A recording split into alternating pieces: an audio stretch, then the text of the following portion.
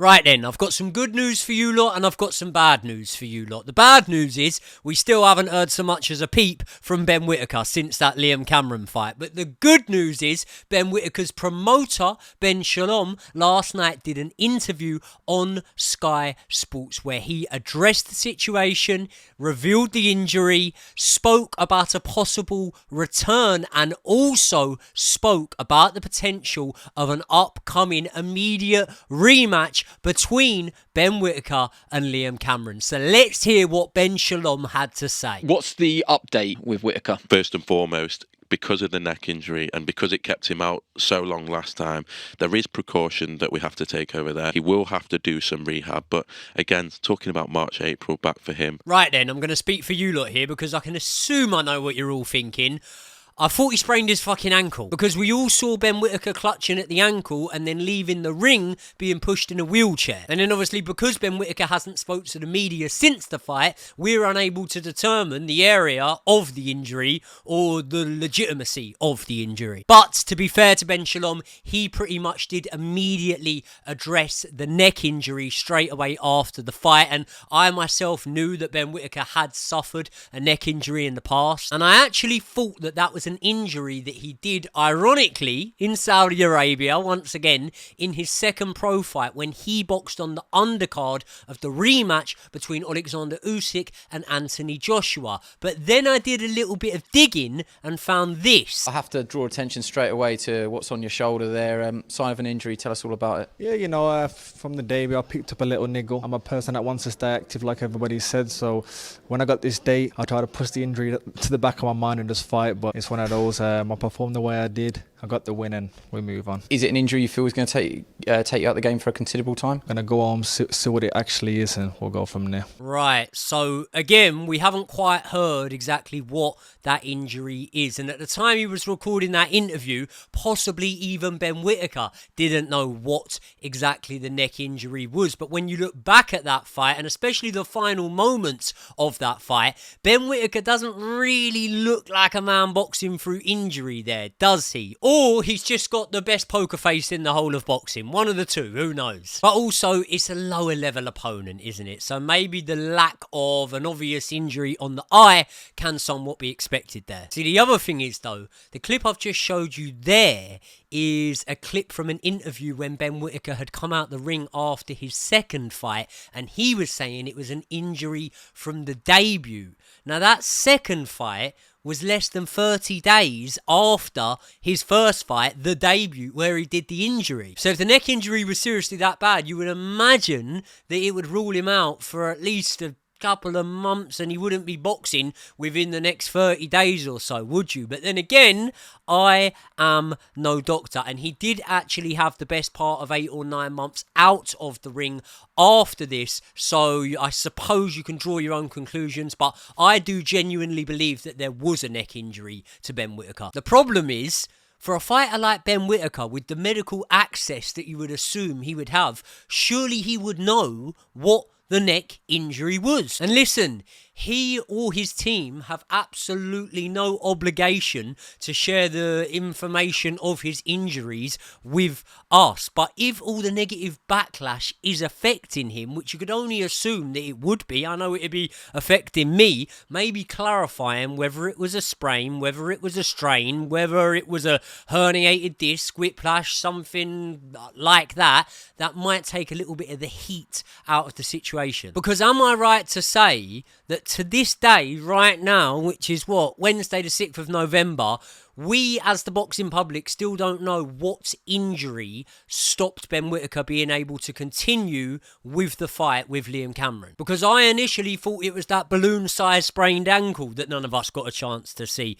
But now it seems like apparently it was the neck injury. But I don't know. All I'm saying is there's not a lot of clarity, and I'm definitely not throwing accusations around. But one thing the internet will definitely not do is they will not let you off the hook until they get that clarity. Look, it was a difficult night. Sometimes you have to experience lows, and he's had such a meteoric rise. Big sponsorship deals, commercial brands flying at him, money that no fighter at that stage of their career usually ever sees, because of the attention, because of the scrutiny, because of the interest in his career. He's had a serious moment in his career that had a big impact and was seen all around the world, and that takes big shoulders. Right, now there's two chains of thought here, isn't there? And first, I want to approach this from a human aspect. I recently lost a fight in a million times lesser magnitude than the fight that Ben Whittaker was just involved in, and I had a lot of love and support after losing that fight. And although I'm sure that Ben Whittaker is getting plenty of love and support from his friends and his family and his inner circle, what I'm certain of is that he's not really getting much off of the internet right now. And some people might be thinking, well, fuck the internet. Who cares what some random bloke is writing to you that you're never going to meet in your life? And you'd be right for thinking that. But the love and support from your family and friends is somewhat to be expected. So when I lost my fight and I had people on the internet sending me messages of support and messages saying that they felt I did well in the fight and they're really excited to see me fight again and stuff like that, I was not only surprised, but I was also quite overwhelmed by all that. But I'd say for the 95% of supportive, nice messages I got, I also got 5% of negative messages with people saying, you know, you're one-dimensional, you got fraud checked, you're not any good and stuff like that. And this is the really weird thing, right? Imagine a 24-hour day. If 95% of your day was really, really good, and there was 5% of your day where you felt a bit pissed off, maybe you had a bit of road rage, maybe something didn't go your way, you missed an appointment, you couldn't get a video up on YouTube in time or something like that, that 5% would not ruin your day because 95% of your day went really well. So you wouldn't then go to bed angry that night, would you? But on the internet, it's actually really different, isn't it? Because that little 5% of people that were being negative towards me were really pissing me off. Like, I found myself wanting to write back to them saying, what the fuck would you know about getting in a ring and fighting and stuff like that? Obviously I didn't, but I'm just being completely transparent with you guys and telling you how I felt at the time. So now imagine you're Ben Whittaker, and instead of it being 5% negativity, you are getting 99% negativity from the people online. It's not going to be easy, is it? People that couldn't even lace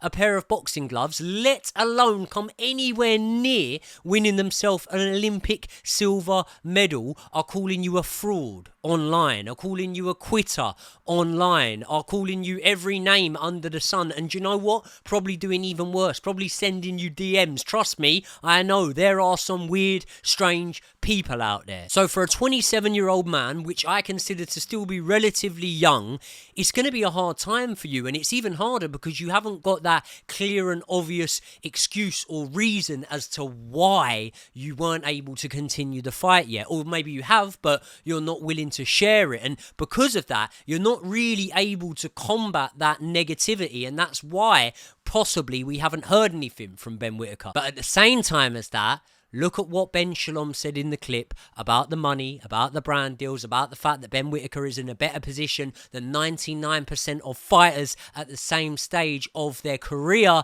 than he is. And that, for me, has a lot to do with the style of fighting that he has shown against journeyman-style opposition so far in his career. By the way, nothing wrong with that. I am not saying I am against the showboating. I've done it myself in fights before, loads of times, especially when I was younger and I was boxing on the unlicensed scene and I was trying to build up a following because you wanted to sell more tickets, and that's the way you made your money in them days. But then you've also got to look at the way that Ben Whittaker conducts himself outside of the ring, and it's very important that before I say this, remember, you only see what you see on camera, and I have met so many people now through being in the industry who are completely different off camera to how they are on camera. And I am sure that Ben's a lovely fella, but when he's insulting Liam Cameron like he was in the build-up to their fight, in their face-off, when he was making comments about his appearance and stuff like that, then people are gonna be interested because people like drama, and doing that sort of thing is going to attract drama to the event of your fight. And Whittaker's not just a clever fighter, he's a clever person, so he knows that by doing that, he's going to attract those eyeballs, he's going to attract that attention, and in doing so, he knows that he is going to become Marmite. And that means that some people will love him, some people will hate him. But both sets, whether you love him or hate him, are going to tune in to watch him fight. Therefore, commanding more attention and ultimately making more money. And that means that if you live by the sword, then you die by the sword. If Ben Whittaker had won his silver medal in the Olympics, he had turned pro, he hadn't showboated, he had just gone along nice and quietly and worked his way to 8-0 or whatever he was when he went into that fight of Liam Cameron, and that same incident happened, we would not still be talking about it a month on. And that's why what I'm saying is, when you put yourself out there in the way that Ben Whittaker has, you have to take the rough with the smooth. You can't demand more attention, but then expect less criticism when things seemingly go wrong for you, because that is just not how life works, is it? He's got to look at his team. He's got to look at having world-class people around him as a world-class talent. Yeah, now I could be wrong here, but the way I interpret that is that Ben Shalom is saying that he feels like Ben Whittaker needs to go back to a more established trainer, like he had in Sugar Hill. But during his last 3 fights, Ben Whittaker's been trained by Joby Clayton, who's a pretty unknown British boxing trainer. He's mostly actually known for his work in the Team GB setup. I know that he was in the corner a couple of times for Anthony Joshua fights when Anthony Joshua was still trained by Robert McCracken. So because he was involved in the GB setup, I'm guessing that is how Ben Whittaker knows him. And I've got to be honest, I can't cast any sort of judgment on this fella because I don't know him and I don't know his ability as a trainer. I really don't know much about him at all. But many people will point to the fact that 3 of Ben's worst performances have come in his last 3 fights, and those last 3 fights are the fights that he's had since being trained by Joby Clayton. But I wouldn't be so quick to jump to that conclusion, because what I would say is in his last 3 fights, he has actually started to up the level of opposition, and therefore maybe that's why he seemed to struggle a little bit more than he was against the journeyman style opponents that he was facing at first. But for what it's worth, I do personally think that Ben Whittaker should probably go with a trainer who has experience of taking a fighter from their pro debut all the way to world level. And you don't have to be trained by a trainer over in the States to be able to do that. You know, you've got the likes of Adam Booth over here, Shane McGuigan, who I'm sure would both be happy to speak to Ben about potentially training them should he be interested. The rematch is front and centre of the mind of Team Whittaker. I think I'm going to look back on and be glad of this experience, because it's not often you can have an experience like this to prepare you for what it's like when you get to that world level. So here's the hard part, because obviously me, you and everyone else wants to see the rematch, and we want to see the rematch next. But if Ben Whittaker is going to change his trainer, is going into what, let's be honest, is going to be the hardest fight of his life to date, a sensible idea as your first fight with that new trainer. Because I've watched that fight back a few times now and the tide was turning. I'm not saying to a point where Ben couldn't win the fight. I don't even think that had Ben took over in that fight, you'd be saying that he survived a major crisis. I think that could be going a little bit over the top, but he would have definitely survived his toughest test in opponent and in how a fight was playing out today. In saying that, if both men had been able to get back to their feet like Liam Cameron was able to, and you had have turned to me at that moment in time and said, right, Joey, who now wins this fight? I would have said Liam Cameron. I feel like based on the limited amount of data that we actually have of Ben Whittaker, not only in the pro ranks, but also in the amateurs, because he's fighting in shorter contests, we've never actually seen him have to go to the well, you know? We've never seen him go the distance over a 10-round fight with an actual live game opponent. We've never seen him really have to get a second wind or come through a scare or anything similar to that. Whereas we have seen Liam Cameron do that, or at least I had seen Liam Cameron do that. And I have watched and studied the careers of fighters like David Haye, for example, who I recently did a video on. Check that out. It's the last video off of my channel. In fact, I'll link it in the description. Really, really fun video. I had a good time recording that one. But I've done a video on him recently, and we were speaking about the fact that Carl Thompson beat him early on in his career, and that was a time when David Haye was coming through the ranks. He was around a similar experience in terms of how many pro fights to Ben Whittaker, and he took on a more experienced man than himself, and ultimately David Haye lost that fight. Josh Kelly, another former Team GB Olympian, also lost to a more experienced man in David Avanesian. I remember Amir Khan losing to Bradis Prescott. Obviously Daniel Dubois against Joe Joyce. The point I'm trying to make is I've seen so many occasions when these highly touted amateurs have burst onto the scene and they get beat unexpectedly by fighters who were maybe not held in anywhere near as high a regard, maybe weren't as well known, but they did have that experience. And the ironic thing about all of these cases, more or less, barring the Josh Kelly one, is every man I've just listed went on to actually win a world title. But then think of the four that I just said there. Haye, Josh Kelly, Amir Khan, Daniel Dubois. What do they all have in common? None of them took the immediate rematch. Now, Anthony Joshua, another Olympian, he lost to Andy Ruiz Jr. and did take and win the immediate rematch. But Anthony Joshua wasn't 8-0. He was 22-0. And that fight was for a world title at world level. And let's be honest, not to discredit the win at all, but Andy Ruiz Jr. turned up in complete rubbish shape, even by his standards, didn't he? Whereas you can take another heavyweight prospect from the last decade or so in David Price. He blasted onto the scene. He was blitzing heavyweights. He was knocking them out within a matter of seconds sometimes. And then all of a sudden, he takes on a veteran in Tony Thompson. And Tony Thompson stops David Price. And then David Price takes the immediate rematch in a seek for quick and immediate redemption, and he's stopped again. So my point is, it can go either way. And by the way, Whittaker didn't even officially lose this fight. It was deemed a technical decision draw, and whether or not you agree with that result, the record books will just show that that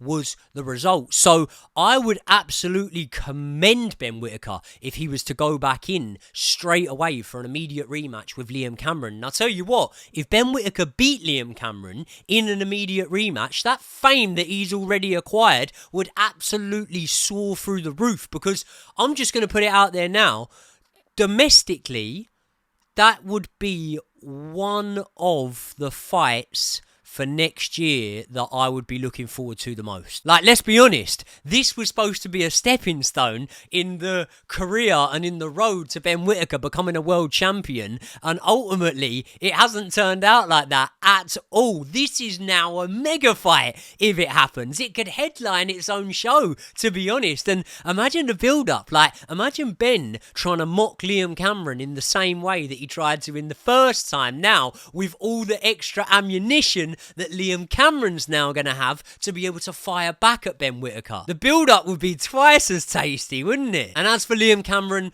I've spoken to him a couple of times since the fight, actually, right? And Liam Cameron is an absolute lovely fella, and he deserves every single flower that he's getting right now. I feel like in life you can recognise real and authentic people within a matter of seconds of when you first hear them speak, or at least I feel like I can sometimes. And as soon as I started to watch the build up to this fight and really take an interest in Liam Cameron and what he was about and whatnot, I had obviously heard of him before. I said that he had boxed an old gym mate of mine, and I watched his fight against Lyndon Arthur, but it was in the build up to this one that I really started to understand that he was clearly a good bloke, and he was clearly a family man who's got good fundamentals and values about him and stuff like that, which I obviously really admired and respected. So therefore, there is nothing I would love more for Liam Cameron to get his moment in the sun once again, another huge payday, and to be able to get that immediate rematch with Ben Whittaker. But something tells me that this fight does not happen next. I do think it happens, but I think that first Ben Whittaker changes his training setup.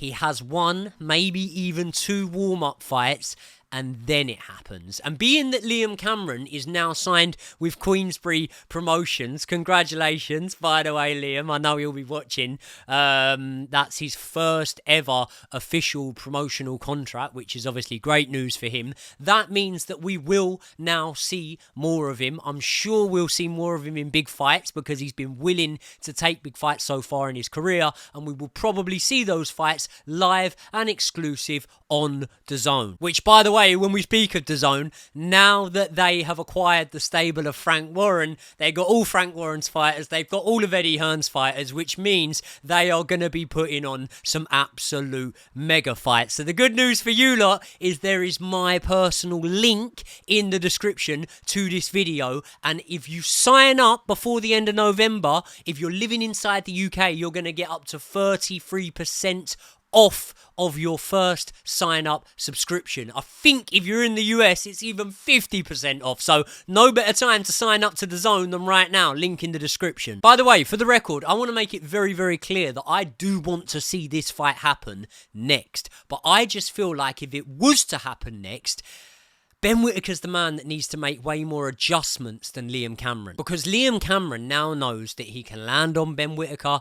He can do the rounds with Ben Whittaker. He knew he could do the rounds anyway. He can take Ben Whittaker's power. I've heard him say recently in an interview that he thought that Lyndon Arthur punched harder than Ben Whittaker, and he went the distance with him. It was a split decision, which many people thought that Liam Cameron actually won. So I think for those reasons, if the rematch was to go ahead next in a matter of months, I would probably be picking Liam Cameron to win that one. But if it happened a few more fights down the line, Ben Whittaker gelled with a new and more established trainer and acquired a little bit of experience along the way, fighting guys that are obviously a level above the journeyman that he was doing all the showboating against, but obviously not as good as Liam Cameron, who I truly believe that he very much underestimated, then maybe I'd be picking Ben Whittaker. Who knows? I really don't know at this moment in time. But if it happens next, I could see Liam Cameron doing the same and maybe breaking Ben Whittaker down late on. But I don't say that of any certainty, by the way. It's just my guess, to be honest. All I know is as a fan, I really want to see it. But if I was Ben Whittaker's new trainer, if I was his promoter, if I was his manager, I'd probably be steering him away from that fight next. The truth is, only Ben can decide what he wants to do next. And the truth is that only Ben knows whether or not in that moment he could have continued with the fight. Because if he could have continued, then it shouldn't be a technical decision draw, should it? It should be a loss on his record to Liam Cameron. But if he genuinely couldn't continue and he knows that, then he's probably looking at this thinking, everyone's got it wrong, mate, and I can definitely beat this guy. I was just too badly injured to be able to carry on with the fight on the night. And he will feel that from his experience in the amateurs, where he boxed top amateurs all over the country, even had a win over Willie Hutchinson in the amateurs and other fighters, he will feel like he can beat Liam Cameron in a rematch. I don't know. All I know is I'm absolutely fascinated by this fight, and when we flew out to Saudi Arabia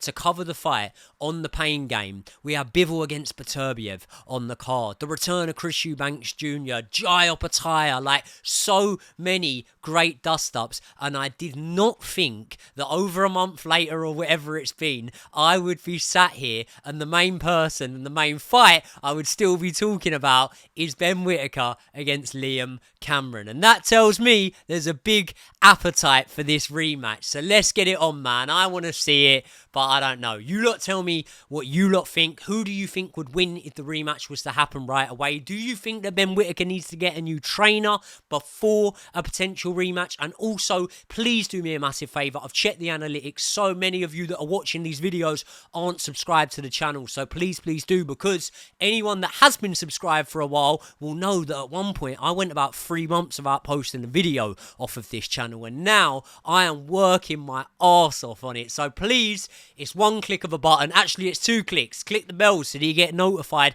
every time I go live, and let me know what boxing content you want to see covered next. I will see you all in the next one.